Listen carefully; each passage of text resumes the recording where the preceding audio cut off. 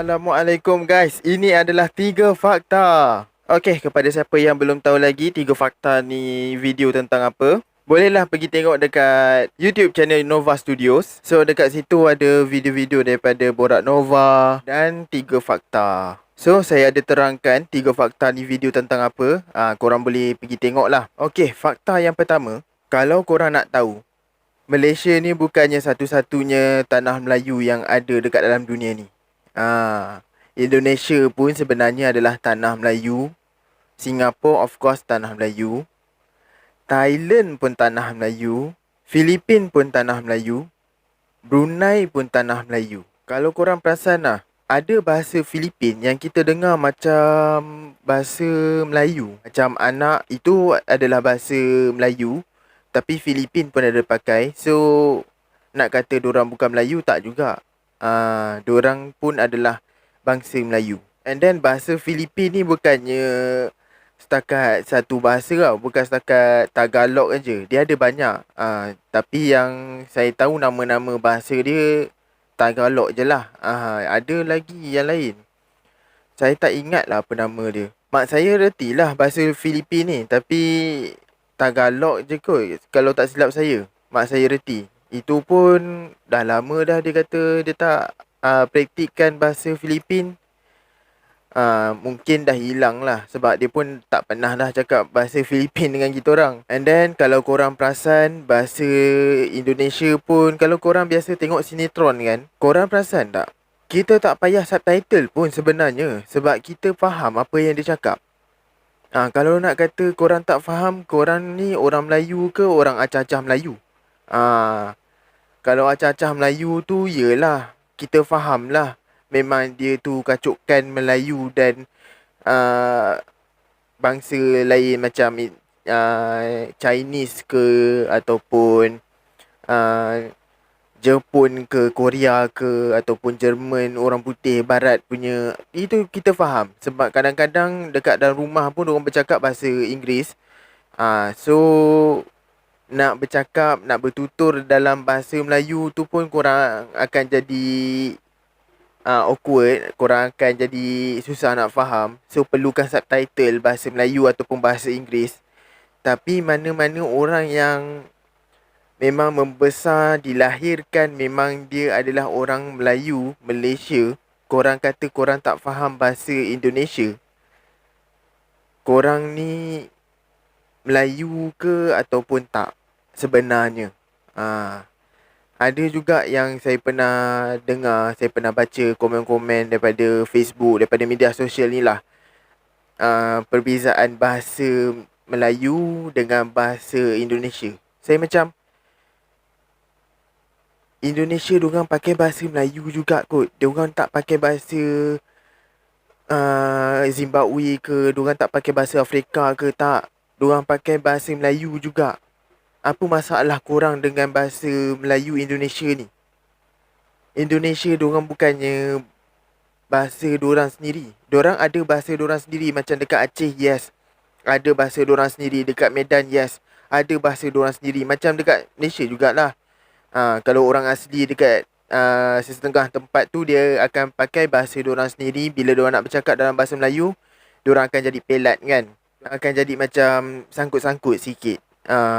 Kalau dekat Sabah Sarawak pun ada juga bahasa-bahasa diorang daripada segi kaum-kaum yang berbeza.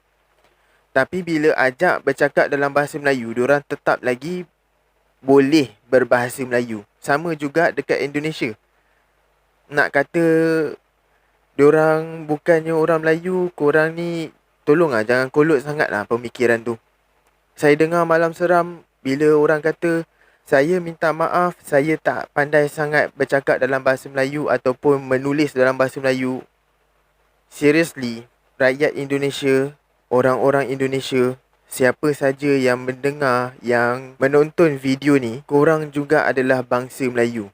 So jangan kata korang tak reti dalam bahasa Melayu, korang tak reti berinteraksi dalam bahasa Melayu, korang tak reti nak menulis dalam bahasa Melayu. Sebab korang sebenarnya adalah bangsa Melayu. And then Thailand juga adalah bangsa Melayu sebenarnya.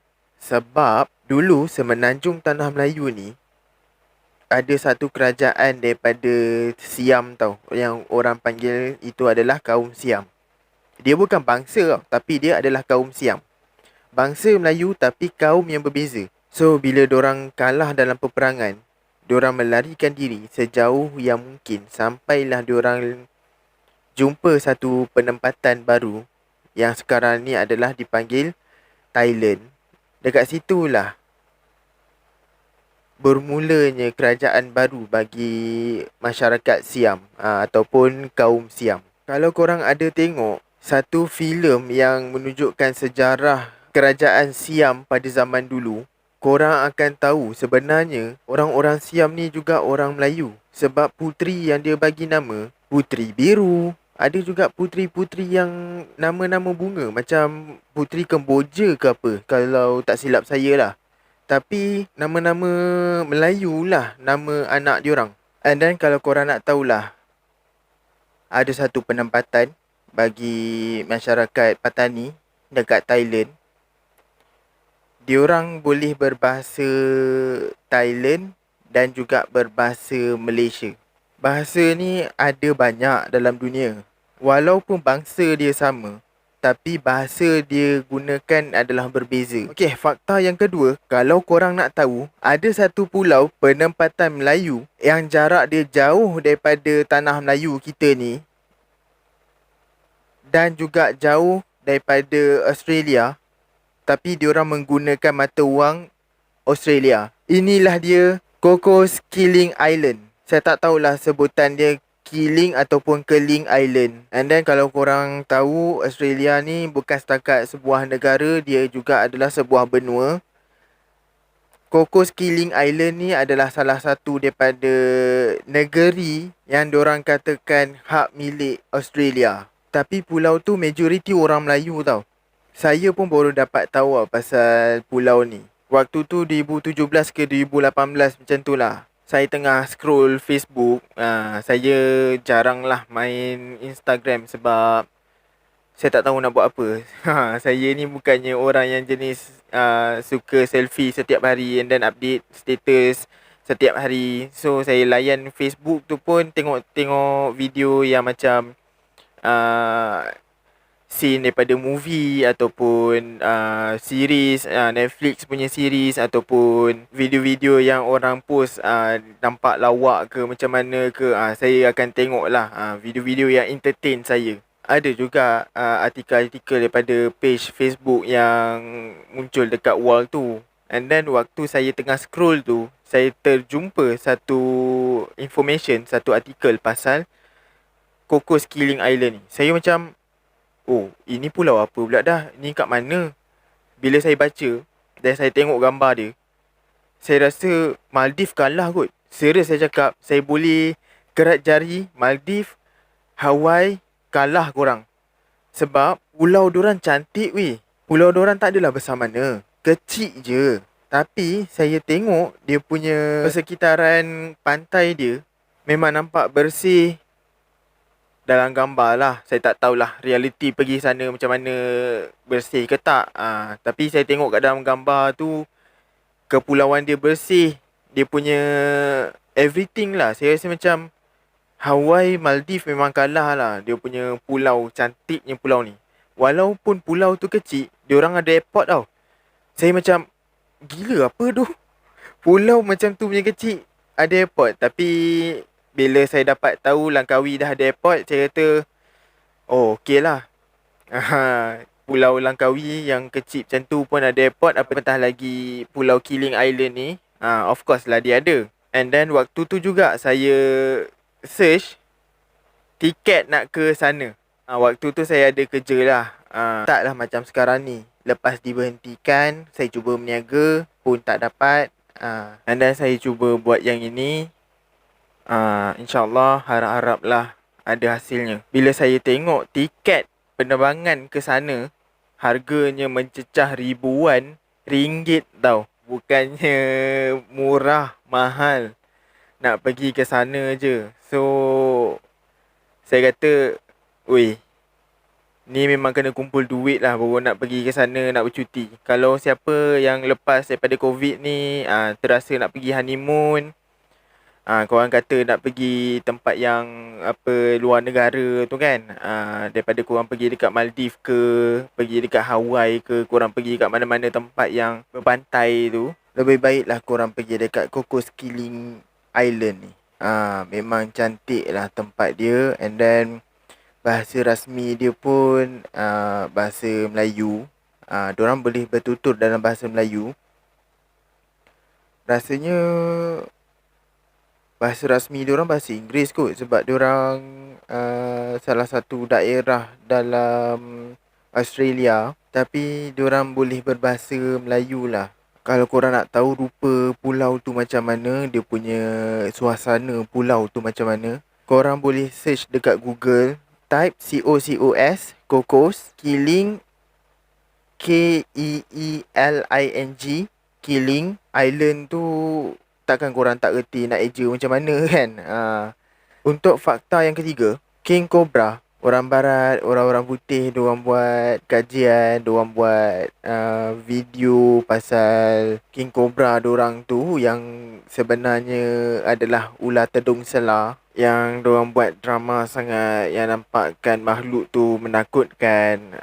Sebenarnya King Cobra yang asli adalah Raja Ular ataupun Raja Kobra yang berada dekat Malaysia. Kalau korang tak percaya, korang pergi dekat Taman Rama-Rama. Habis PKP ni, kalau korang nak pergi melancong dekat sekitar Malaysia ni, saya suggestkan dekat Taman Rama-Rama Melaka, korang akan jumpa satu kawasan yang diorang tempatkan ular-ular sebagai pameran tu. Dekat situ ada satu spesies ular, King Cobra yang sebenar. Warna dia adalah warna kuning kunyit. Kalau mana orang-orang kampung, diorang mesti tahu punya.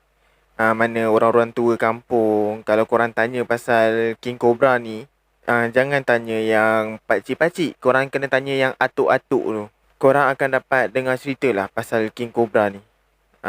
King Cobra yang sebenar adalah warna dia kuning kunyit. Dia bukan warna coklat dan dekat kuning. Tak, dia bukan warna yang gelap-gelap. Tak, warna dia memang betul-betul warna kuning kunyit. And then size dia lebih besar daripada ular sawa, lebih panjang daripada ular sawa.